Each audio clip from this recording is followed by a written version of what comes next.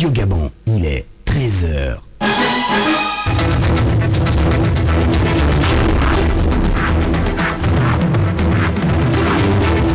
Le journal.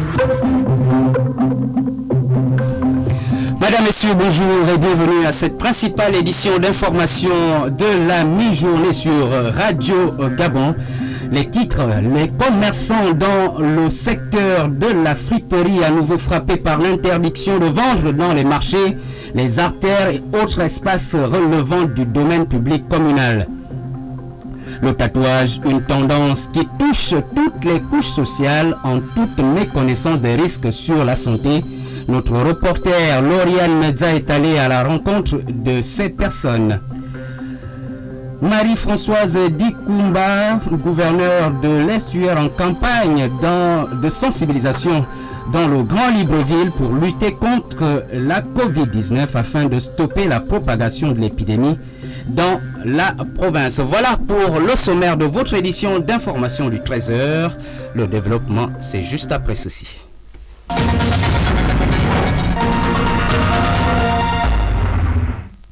À la présentation de cette édition d'information, Bernadette Zanei à mes côtés. Bonjour. Bonjour Vibrien.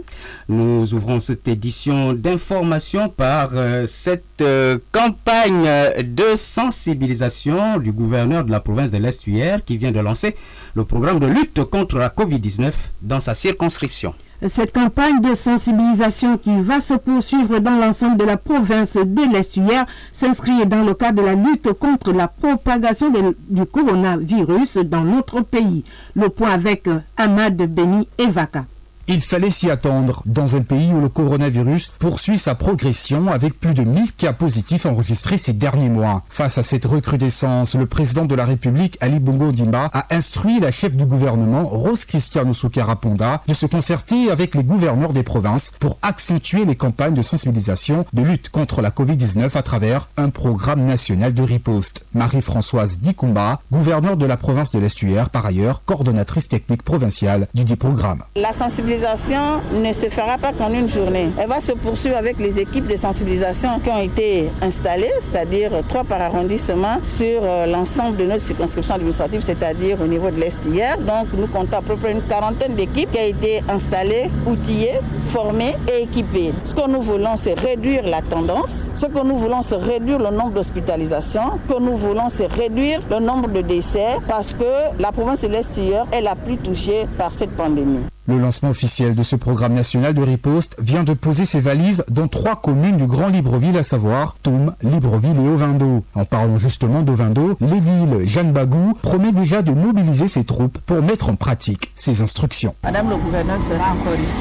C'est après cette étape maintenant que nous allons nous retrouver, les adjoints au maire, les maires d'arrondissement et leurs adjoints pour mettre en place des équipes qui sillonneront toute la commune. Parce qu'il y aura dans les marchés, dans les quartiers, nous avons les chefs de quartier qui sont là, qui feront partie de ces équipes-là. Mais les chefs de quartier, chacun se retrouvera dans sa localité. Mais c'est nous qui allons vers les quartiers pour qu'au moins qu'il y ait de rassemblement, pas au-delà de 30 personnes. Parce que nous allons faire du porte-à-porte, mais les marchés, sincèrement, nous allons mettre un accent particulier. Dans les marchés, toutes ces places-là seront sillonnées par les équipes communales qui seront mises en place. Et pour joindre la parole à l'acte, dans ce programme de sensibilisation est inclus la distribution du matériel de riposte à la Covid-19 que la coordonnatrice technique de la province de l'Estuaire remet partout où elle passe.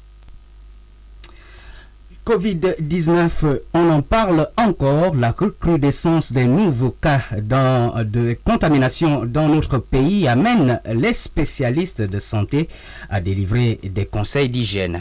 Parmi ces spécialistes, le médecin général Romain Choua du COPIL qui insiste sur la nécessité d'observer les mesures barrières édictées par les autorités et l'OMS, l'Organisation mondiale de la santé. Nous l'écoutons au micro d'Ahmed Ryan Nzengi.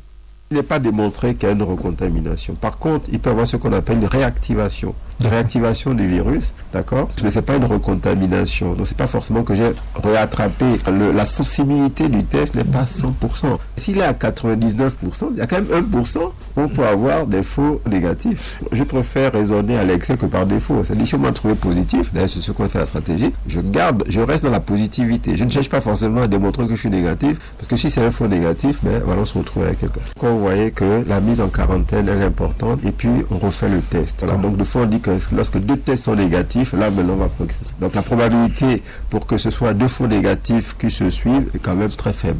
Mais on s'assure quand même que au 2e test est négatif, le vaisseau est négatif. Donc ça c'est des situations que l'on gère parce que il y a toujours une petite partie effectivement, même la charge virale, si vous n'avez plus assez de virus, donc elle peut devenir indétectable. Il faut avoir une réactivation du virus, ça ne veut pas dire que vous avez été recontaminé, c'est 2 choses différentes. Elle peut, elle aussi, être un facteur de contamination. La vente de friperies interdite à Libreville. La décision est prise par le maire de la commune de Libreville au lendemain de la rencontre avec le ministre d'État à l'intérieur. Une décision de l'édit de la commune de Libreville pour lutter contre la propagation de la Covid-19. Notre reporter Marlise Reyi-Goubika a sillonné quelques artères de la capitale pour constater l'effectivité de cette mesure. Ils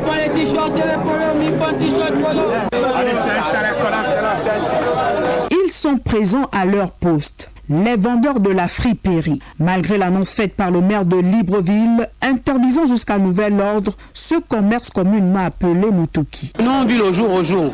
C'est grâce à 1000 francs d'ici là que ça nous permet de payer nos loyers et avoir à manger. Il n'y a pas que les étrangers qui vendent ici. Il y a les Gabonais, les étudiants gabonais qui vivent à dépend de ça. Maintenant, s'ils demandent de fermer, nous, qu'allons-nous faire? Nous ne sommes pas contre les mesures gouvernementales, mais seulement qu'il faut aussi les mesures d'accompagnement. Nous souhaitons que le gouvernement puisse un peu nous donner le temps. Parce que nous avons des ballons qu'on a payés depuis qu'ils sont dans les magasins. On doit payer des maisons, on a des enfants. La plupart des Gabonais, on peut dire, n'ont pas d'emploi. Donc même moi-même, j'ai été surpris. Je me réveille ce matin, j'arrive au marché, je vois que le marché n'est pas rempli comme d'habitude. C'est venu en bouche, en oreille que non. En ce moment-là, on peut déjà nous bloquer ici au marché. Moi, la décision, pour moi, je ne peux pas dire non, oui, parce que nous, on n'est pas devant là-bas, mais qu'ils puissent revoir la décision qu'ils ont prise. Nous, notre problème, on a décidé de ne plus rester au quartier, à ne rien faire. Si on se lève chaque matin ici, là, c'est pour venir chercher notre pain. Cette décision ne trouve pas également l'assentiment de quelques compatriotes économiquement faibles. C'est le cas de Dame Germaine, rencontrée au marché Montbrouet. Tout le monde n'a pas les mêmes bourses, les mêmes sous pour pouvoir s'acheter le linge dans les grands magasins. Donc je suis contre cela. Laissez à chacun de se débrouiller, de gagner sa vie. Que chacun fasse son commerce. Si tu as tes moyens de t'acheter des choses coûteuses, ben, tant mieux. Pour faire respecter cette mesure sur l'interdiction de la vente de la friperie, l'hôtel de ville a promis mettre sur pied des brigades mixtes de police, de gendarmerie et inspection municipale. En attendant l'arrivée de ces entités, les vendeurs de la friperie continuent à écouler leurs marchandises. Et toujours en santé, Bernadette, après la dépigmentation, appelée communément le kwanza, le maquillage, les drogues, place désormais, Bernadette, Zanyi au tatouage. Une pratique considérée à l'époque comme un symbole pour identifier un peuple, mais devenue aujourd'hui une tendance pour toutes les couches sociales. Lauriane Meza. Le pou de tête est un parasite exclusif de la chevelure qui se nourrit de sang. Il possède un appareil buccal à la fois piqueur. Qui connaît un engouement à Libreville depuis des décennies et qui ne semble pas s'essouffler, loin de là. Entre fleurs, cœur ou se faire écrire sur le corps, le tatouage, dessin réalisé par injection d'encre sur la peau, il est devenu au fil du temps un phénomène culturel et de société, véritable tendance affectant tous les âges, surtout les jeunes. Docteur Stéphanie Ngouansam, dermatologue. Le principe du tatouage, c'est de mettre dans les couches superficielles de la peau des colorants. Donc on peut voir des patients qui sont allergiques à ces colorants-là. Surtout que des fois, il y a des sels de métaux qui sont à l'intérieur des colorants. Donc les gens peuvent faire des allergies aux colorants. Ensuite, ce sont chez nous des peaux pigmentées. Les peaux noires sont sujets parfois à faire des kéloïdes. Les keloïdes, ce sont ces cicatrices-là qui sont gonflées. Selon la spécialiste, les risques liés à la pratique du tatouage sont énormes et les conséquences peuvent être désastreuses sur la santé de l'individu. Il faut faire attention au tatouage et surtout aux techniques de tatouage parce que quand la piqûre est trop profonde, ensuite il y a aussi le problème qui est dû à la technique. La technique, c'est-à-dire si le tatoueur a un matériel qui n'est pas propre, ça peut être sujet à des infections sur la peau. Si le tatoueur a des infections sur la peau, ça peut être des infections simples comme des infections bactériennes où il y a juste du pus qui apparaît, ou des infections plus graves comme le VIH, l'hépatite B, l'hépatite C, les maladies qui se transmettent par le sang. Il y a des gens qui disent que les tatouages peuvent être cancérigènes, mais en réalité, ce sont les produits qu'on utilise pour tatouer et avec le temps, ces produits-là se sont améliorés. Donc, ils sont de moins en moins cancérigènes parce que défrayant la chronique. Ce qu'il faut, en fait, c'est d'avoir un tatoueur qui est expérimenté, qui a du matériel de qualité, de préférence un matériel à usage unique. En dehors de cela, il faut être sûr qu'on a une peau qui tolère les tatouages. Si on est sujet à faire des cicatrices disgracieuses, il vaut mieux éviter de se faire tatouer. Dans le monde, 25% de personnes, notamment les jeunes de 25 à 34 ans, seraient tatouées, selon un sondage IFOP réalisé il y a quelques temps.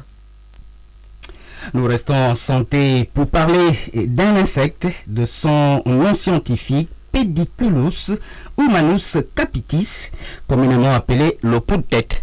Ce sont de minuscules insectes grisâtres de la taille d'une graine de sésame qui vivent sur le cuir chevelu, plus particulièrement à la racine des cheveux, provoquant ainsi des démangeaisons intenses et répétées.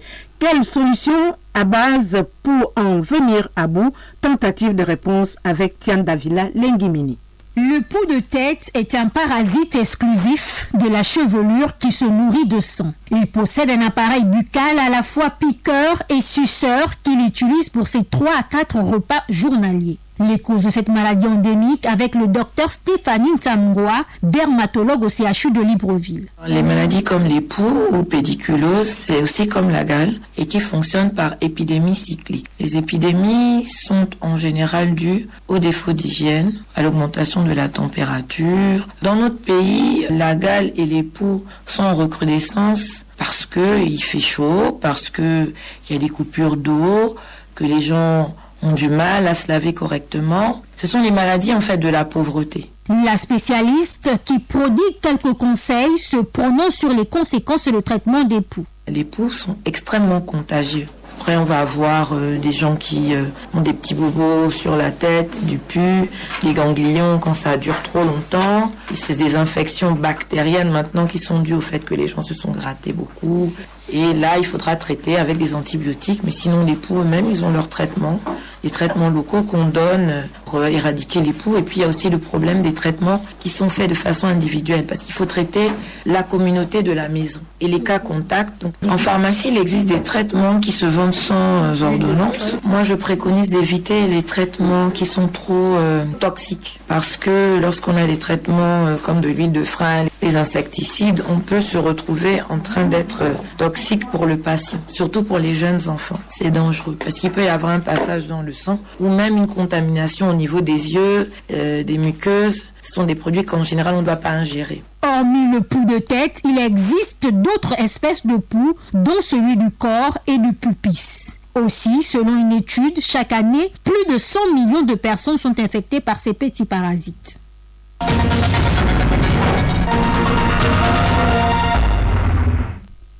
Et on célébrait hier la journée internationale de l'Internet sous le thème Internet plus sûr.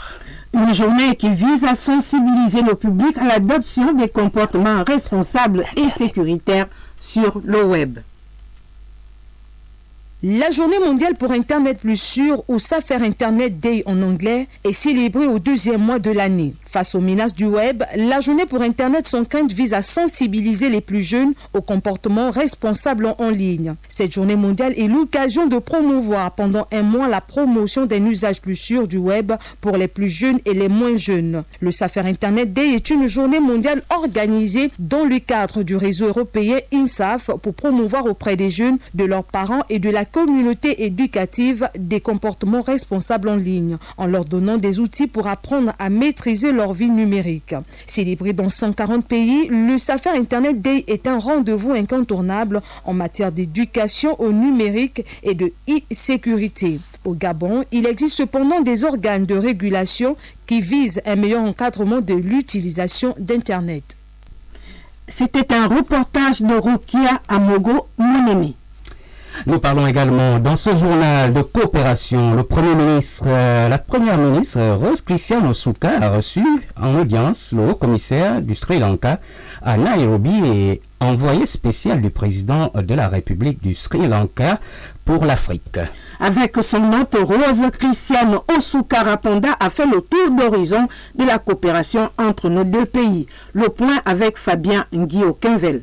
Les deux personnalités ont revisité les questions liées à la coopération entre le Gabon et le Sri Lanka. Occasion pour l'envoyé spécial du président sri-lankais de réaffirmer la volonté de son pays de prospecter les meilleurs secteurs d'investissement. Vilupile Kananatan. Yeah, the purpose of visit is I came as a special envoy of Sri Lankan president. La raison pour laquelle je suis c'est que j'ai été envoyé auprès du citoyen gabonais pour renforcer la coopération entre le Sri Lanka et le Gabon. Nous sommes effectivement présents dans certaines régions de l'Afrique et nous estimons qu'il est temps pour nous de promouvoir notre présence au niveau de l'Afrique centrale. C'est ce message que nous apportons, notre désir d'investir en Afrique centrale. Nous allons intervenir dans le secteur privé. Nous sommes également présents dans l'agriculture et nous apportons un soutien en termes d'énergie. Nous voulons que l'énergie soit la plus démocratique, la plus populaire possible, que chaque citoyen puisse bénéficier de l'énergie. Et dans ce secteur-là, nous sommes déjà présents dans d'autres secteurs d'Afrique, notamment en Afrique de l'Ouest et en Afrique du Sud. Et nous voudrons revenir proposer ces offres-là à l'Afrique centrale, notamment en passant par. Nous sommes prêts immédiatement à apporter cet investissement au Gabon. Nous sommes en relation avec les leaders politiques au Gabon et nous sommes prêts à toute chose qui devra se traduire par la mise en œuvre de plusieurs projets dans de nombreux secteurs d'activité. Les deux parties ont ainsi réaffirmé leur ferme volonté de travailler davantage au renforcement des liens de coopération. Justice à présent, Bernadette, pourquoi la détention préventive dure-t-elle aussi longtemps au Gabon? La question a longuement été évoquée au cours de l'émission Juridicia animée hier par Marie Kialo et Pierre-Désiré Mvelenam sur nos antennes. Écoutons à ce sujet la réponse de leur invité Gaspard Nanekula, magistrat et doctorant en droit privé. Le juge d'instruction, par exemple, en matière correctionnelle a 1 an pour mener des investigations. Et au bout d'1 an, il peut proroger la détention préventive. Ça, c'est en matière correctionnelle. En matière pénale, le système est beaucoup plus compliqué. Cette question se retrouve beaucoup plus en matière criminelle. Mais pourquoi? Parce que nous savons qu'en matière criminelle, lorsque le juge d'instruction a fini de clôturer l'information judiciaire, il transmet le dossier au niveau de la chambre d'accusation de la cour d'appel. Et au niveau de la chambre d'accusation de la cour d'appel, les jugements se font par tirage au sort. C'est notre système judiciaire qui le prévoit. Donc, votre dossier peut être clôturé après 5 ans, 6 ans. Si vous n'êtes pas tiré au sort, malheureusement, vous ne passerez pas en jugement. Et c'est lorsque vous êtes tiré au sort, à partir de ce moment, vous passez devant la cour d'assises. Donc, vous voyez, tant que vous n'êtes pas tiré au sort, vous ne pouvez pas passer devant la cour d'assises. Mais ce qui se passe, c'est que lorsque vous êtes tiré au sort et que vous passez devant la cour d'assises, à la suite de la décision, on tient compte du temps que le prévenu a passé en prison dans le rendu de la décision. Je m'explique. Si par exemple, vous avez passé 5 ans et que après, lors de l'audience en matière d'assises, vous êtes condamné à 5 ans, alors on couvre la détention, donc vous sortez immédiatement, souvent pour pouvoir compenser le temps passé. Et ça, malheureusement, c'est l'état de notre législation. Le magistrat ne fait pas la loi, le magistrat est là pour appliquer la loi.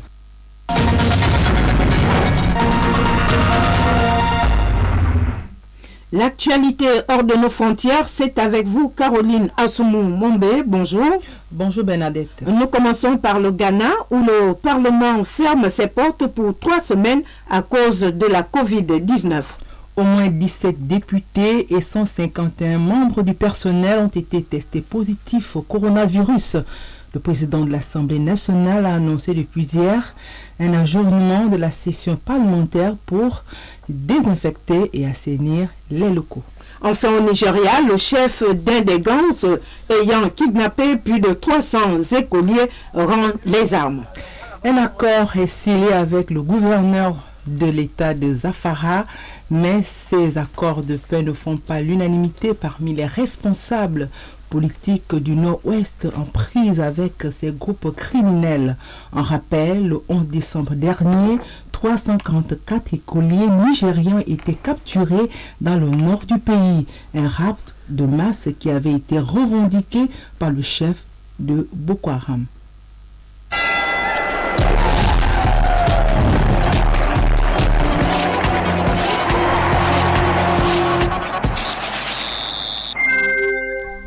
Et pour la page des sports de cette édition d'information, à mes côtés, Frédéric Nancy Pagna, bonjour. Bonjour Bernadette, bonjour à tous. En ouverture, nous parlons de la boxe, cette discipline qui gagne de plus en plus du terrain. Oui, la boxe arabe, avec précision, encore peu pratiquée.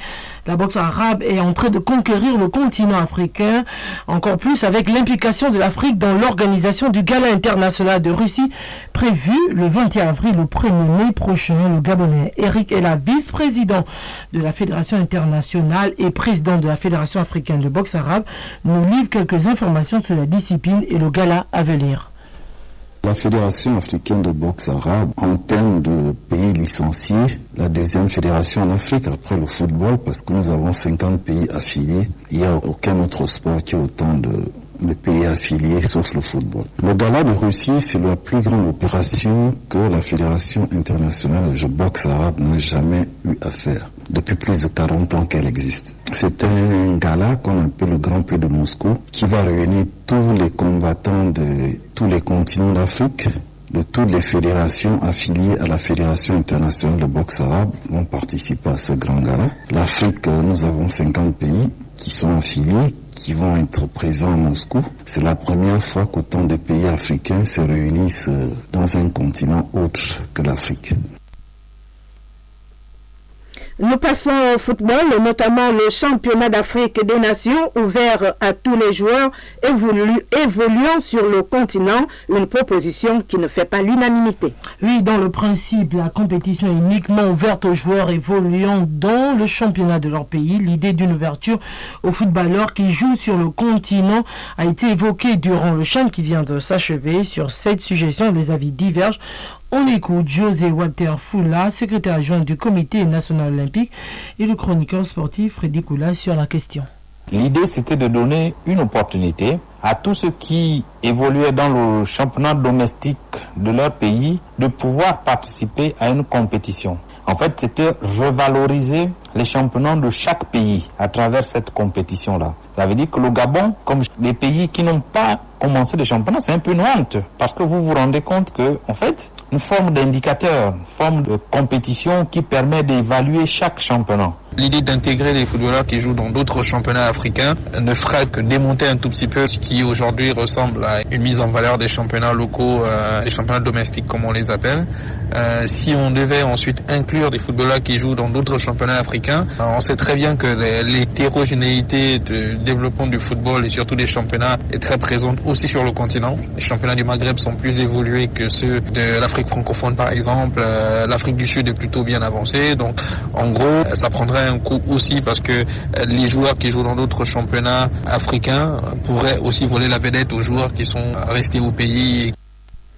Enfin, hors du continent avec l'évolution en match de Coupe de France pour les internationaux gabonais. Oui, 32e de finale Coupe de France. En fin d'après-midi, le club de Ligue 2 de Rodez de l'arrière-gauche joue à Nobion, se déplace à Brest. Match difficile en perspective pour les Ruthénois face au 12e de la Ligue 1 Brest, mais le club du Gabonais est en pleine confiance avec ses 11 matchs sans défaite et son récent succès 2-0 contre Clermont, un cadre de la Ligue 2. Et puis, en début de soirée, on mise peu sur Dijon en Coupe de France. Dijon des Gabonais Bruno Ikolemanga et Didier Ibrahim Dong reçoit Lille, leader de la Ligue 1, alors que les Dijonnais luttent pour le maintien en Ligue 1. Les Lillois enchaînent les succès et une dynamique que l'indispensable Bruno Ikolemanga et ses coéquipiers auront du mal à freiner. Merci à Frédéric Nancy Pagna pour toutes ces informations de sport. Mais avant de nous séparer, le rappel des titres. Les commerçants dans le secteur de la friperie à nouveau frappés par l'interdiction de vendre dans les marchés les artères autres espaces relevant du domaine public communal. Le tatouage, une tendance qui touche toutes les couches sociales en toute méconnaissance des risques sur la santé. Notre reporter Lauriane Meza est allée à la rencontre de ces personnes. Marie-Françoise Dikumba en campagne de sensibilisation dans le Grand Libreville pour lutter contre la Covid-19 afin de stopper la propagation de l'épidémie dans la province. Était à la mise en onde de cette édition d'information Thierry Wanya, réalisée par Pakita Love Dilebou Mabika. Bernadette Zanhaï et Vibrian Aseko Lomo vous ont présenté votre 13h. À demain à la même heure.